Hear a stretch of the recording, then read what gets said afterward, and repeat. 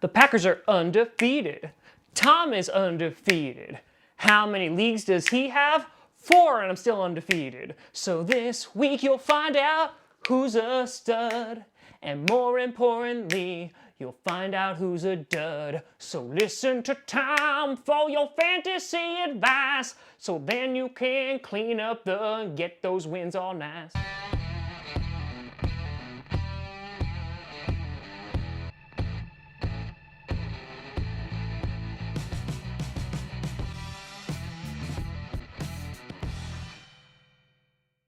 Grossi Posse Packer Nation, welcome to an episode of Packcast, the podcast where you don't have to be a Packers fan, but it sure does help. I am your host, Tom frickin' frackin' Grossi, and I don't mean to brag, but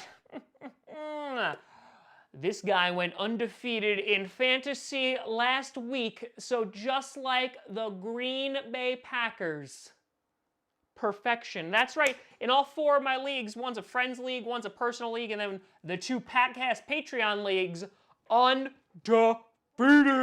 So if you take a look at what we had here in the first Packcast league, won 129-9, and then in the second Packcast league, 145-110. And one of the constants in both of those, Mark freaking frackin' Ingram, who was on this list as a stud last week, because I thought that guy was going to run all over the place, and he did, scoring about 20 points in the majority of leagues, even better if it was in PPR. So this week we will be breaking down who could potentially be a stud, who could be a little bit of a sleeper action, and who could be a dud. Now, last week, I gave you some good advice. I told you play Mark Ingram. I told you don't play Aaron Jones. And Aaron Jones did not have a good one. Had 4.4 points in the PPR league. So it was tough. It was definitely tough. So this week what we do is we'll have 3 brand new potential studs. We'll have our sleeper, and then we'll have our 3 duds. And now I actually have some qualifications because I actually won last week. So I'm going to ride this train until it goes off the track. So taking a look at our first potential stud of the week, even though he is playing on Thursday Night Football, and I usually don't like playing guys on Thursday Night Football on a short week, I have a feeling that big things are coming for him, and that is Panthers wide receiver DJ Moore. He was targeted 10 times this past Sunday, caught 7 of them. The big thing that happened to him was, of course, he fumbled the ball and lost it, but he got around 9 points in the majority of half-point PPR leagues, so I think that Cam Newton is going to target him a ton, especially against a not-so-great Tampa Bay defense, and so I would not be surprised. Obviously, you have Christian McCaffrey and you got guys like Greg Olsen, but I feel like DJ Moore is going to have a bounce-back game, and even if he winds up pulling 10 points, it's not the worst thing in the world, but I can see definitely double-digit points coming his way. Then, a guy that I picked up in some of the later rounds, that is Cowboys wide receiver Michael Gallup going against Washington. Washington and the Eagles went back and forth, scoring points on one another. Washington's defense doesn't look that great, but Michael Gallup had a pretty big week last year. Well, Michael Gallup had a pretty good week on Sunday, getting 19.3 points in our half-point PPR league, and I feel like he's going to get a lot of targets again. Obviously, you have your number 1 at Amari Cooper. Randall Cobb is going to be taking theirs, and hell, Jason Witten is getting his wheelchair butt out there too. But Michael Gallup, obviously, they spent a lot of draft capital on him last year. I think that he's finally starting to come into his own after a lot of expectations last year. I see that he's going to be a weapon for Dak Prescott, especially if Dak is going to be playing at the level he was against the Giants. I think he's going to do pretty well, so I can see him having another good game. And then Tyreek freaking fracking Hill is not the stud.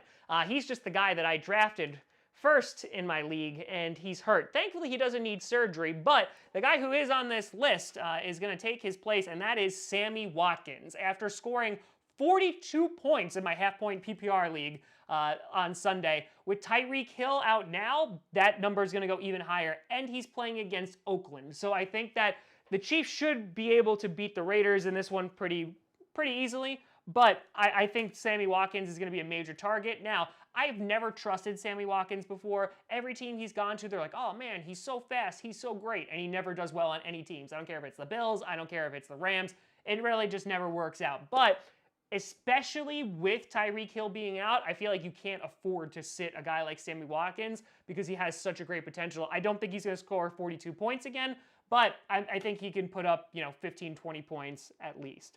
Then over in the sleeper category, which this guy is still available in just about every single league, that is, I can't believe the Lions got him, tight end TJ Hockenson. Yeah, TJ Hockenson, who, like, I was going to pull the trigger on in a bunch of leagues, but I went up going with Delaney Walker as my tight end, and that worked out really, really well. He's always super duper solid. But TJ Hockenson, you know, I remember when I was looking at him to draft, they were like, oh, he might not come around this year because he still needs to get used to the offense. Had 22 points in my league last week. So if you're struggling against, you know, trying to find a tight end, your tight end is just not doing so hot, you might want to pick him up. He's going against the Chargers, who do not have the same defense, especially without Derwin James. And so I think he has potential, especially in PPR formats, to get a bunch of points because he's going to get a lot of targets. Then moving on to our Juds category, and I hate to do it.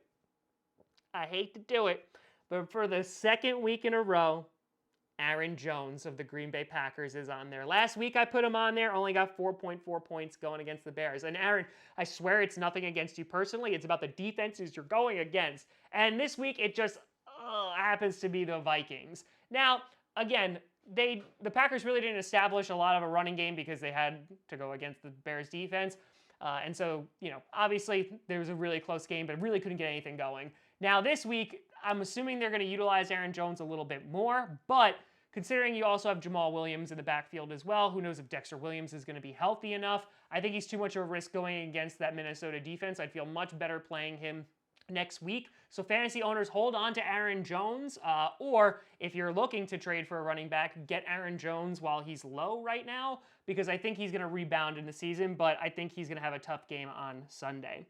Then continuing with the whole running back situation, I picked Aaron Jones because he went against the Bears, and I'm going to pick Phil Lindsay of the Denver Broncos because, yeah, he's going against the Bears this week too. So he scored 8.6 points this week against a Raiders defense. I can only imagine that they're not going to do so well against a Bears defense. Now, I know it is in Mile High, and the Bears may have some problems with that, but I think Phil Lindsay is not going to have the greatest game, or there's a lot of caution that needs to be taken if you're going to have to play Phil Lindsay, because I don't see him doing too well.